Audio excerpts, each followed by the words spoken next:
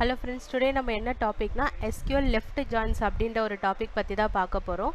So left join அப்படின்னா என்ன, ரெண்டு டேபிள் இருக்குது, டேபிள் 1 அண்ட் டேபிள் 2 இருக்குன்னா இந்த லெஃப்ட் சைடில் இருக்க எல்லா வேல்யூமே எனக்கு ஃபெச் ஆகணும்.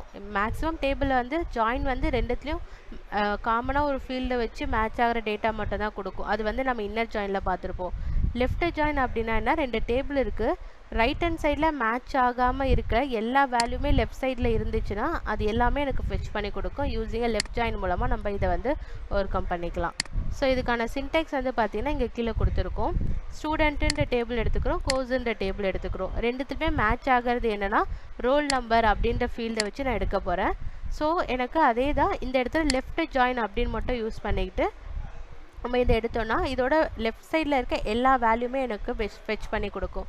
ஸோ இதை பற்றி டீட்டெயிலாக நான் வீடியோவில் சொல்லியிருக்கேன். வீடியோக்கான லிங்க் டிஸ்கிரிப்ஷனில் இருக்குது. தேங்க்யூ.